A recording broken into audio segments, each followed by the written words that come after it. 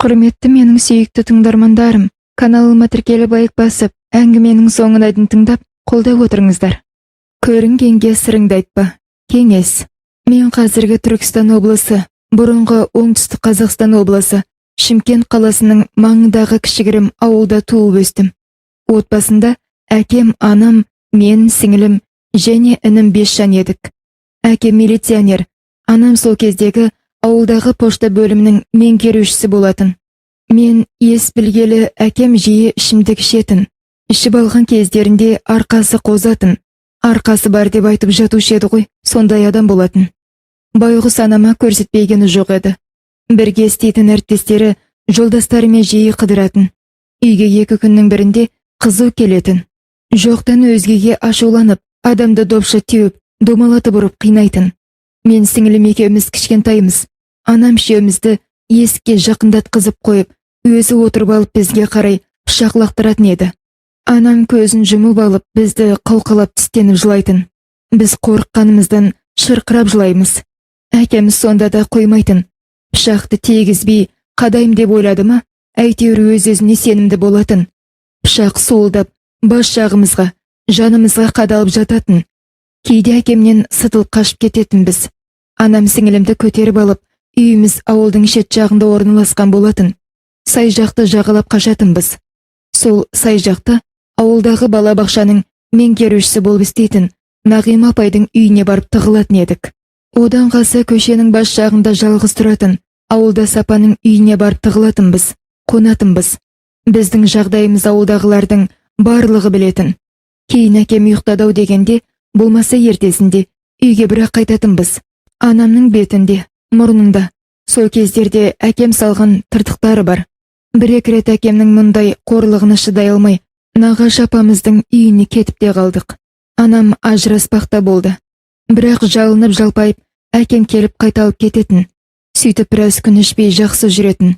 Кейін сіңілімнен кейін анам тағы құрсақ көтерді. Есінде қалғаны анамның іші кәдімгідей білініп қалып еді. Бір күні кештетіп жұмыстан әкем әдеттегідей ішіп келіп, анамның аяғы ауырлығына қарамастан анамды ұрды. Біз тағы сытылып қашып, Нағима апайдікінде тығылдық. Содан ол кісі нағашыларыма хабар беріп, солар келіп бізді алып кетті. Содан кейін нағашы апам бұл ішкенінде ұрғанды қоймайды. Осылай жүріп бір күні сені майып қылып өлтіріп қояды деп, анамды түпкілікті ажырастырып алды. Кейін анамның айтуынша, әкем жап жақсы жүретінде екен. Айлықтары жақсы, астарында ызғыған көлік. Әріптестерімен демалыстарда үйге қонбай қыдырып кететін екен. Анам кейде әкемнің қалтасынан, көлігінен әйел адамның заттарын тауып алып, сұраса мойындамайды екен. Анам соны сезіп, білсе де үндемей, барын ішіне жұтып жүре беріпті. Тұрып жатқан үйіміз анам істейтін поштаның меншігі, яғни пошта ғимаратының артындағы бөлшегі еді. Әкем мен анам ажырасып кеткеннен кейін әкем өз үйіне анасымен бауырларына кетті. Біз нағашы апамыздың қолында қалдық. Көп ұзамай анам ұл босанды. Ініме 2 айдай болған кезде әкеміз қайтыс болды деген қаралы хабар келді. Сөйтсек әдеттегідей әкем ішіп алып, өз ағасымен ерегісіп, қой дегенге қоймай, арты төбелеске ұласыпты. Сөйтіп ағасының 2 ұлы әкемізге қол көтердің деп, әкемізді аямай тепкілеп соққыға жыққан көрінеді. Содан көршілер араласып, жедел жәрдем шақырыпты. Әкемнің төменгі еркектік мүшесі жағына қатты зақым келіп, қансырап жолда кетіп бара жатқанда ауруханаға жетпей қайтыс болыпты. Осылай әкем 30 жасында өмірден озды. Анам 3 баламен жесір қалды.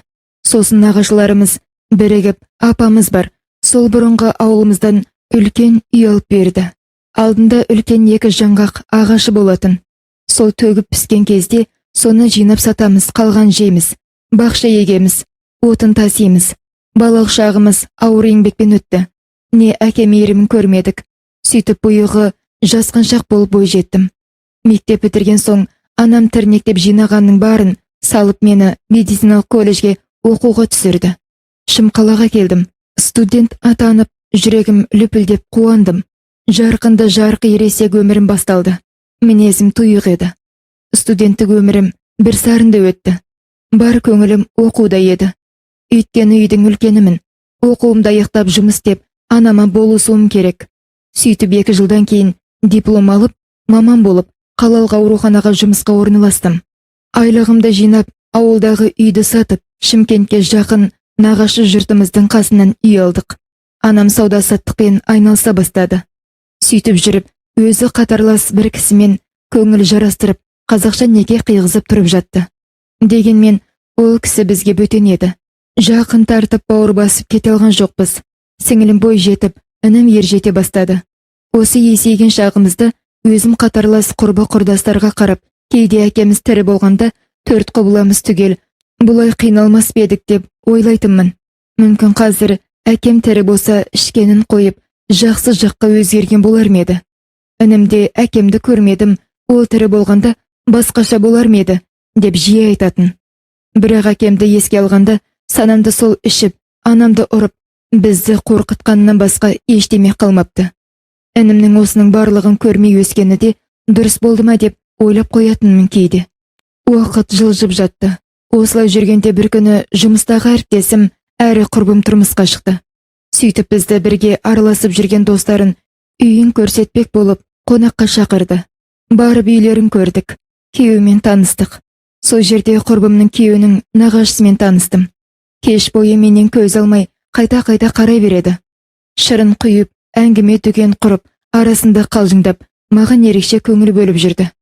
Бір-бірімізді ұнатып қалғандаймыз.